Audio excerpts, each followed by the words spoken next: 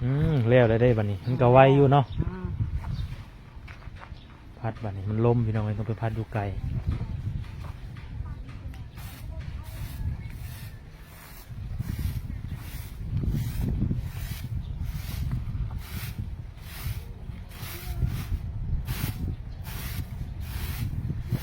พวกหมกข้าวนี่ก็โอ้ขาขนาดมาพี่น้องเพื่อนซานบ้านซองเพิ่นมาเบิ่งเพิ่นตำข้าวพี่น้องเลยสบายดีสวัสดีพ่อแม่พี่น้องบุตรคู่ทุกคนเนาะตำข้าวตำน้ำแรกวันนี้แหละยังได้ได้บ่มาหนึ่งนี่ได้มันอึดเด็กเขาอึดเขาให้บ่แม่นี่โดยเขาให้เนาะเขาให้โคกมีโคกเดียวนี่วะมีโคกเดียวนี่เนาะอึดมันอึดเนาะปึ๊บ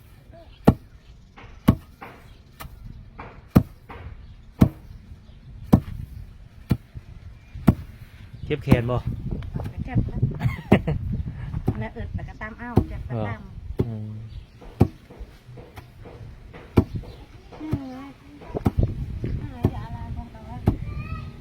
วิธีชีวิตบ้านนอกบ้านนาเขาเนาะ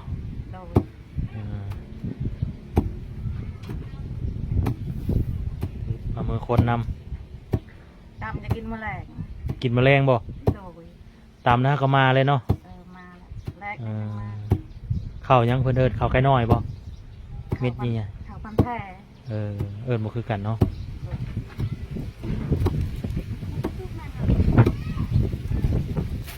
โอ้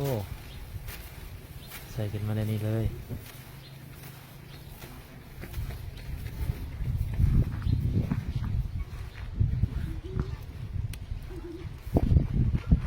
พัดที่ใช้บัดนี้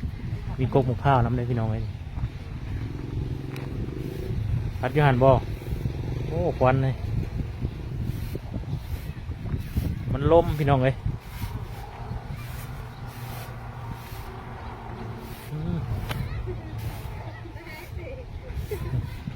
บรรยากาศบ้านนอกบ้านนาเขาเนาะพี่น้องเนาะ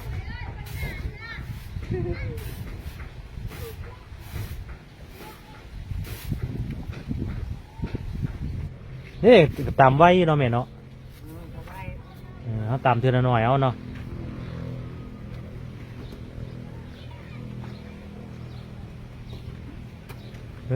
ปึ๊บ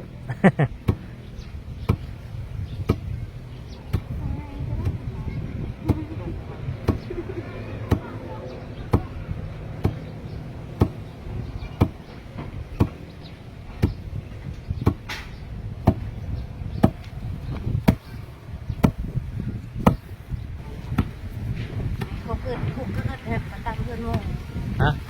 คุกอันนี้ก็อึดยังประตามเพื่อนโมงนั่น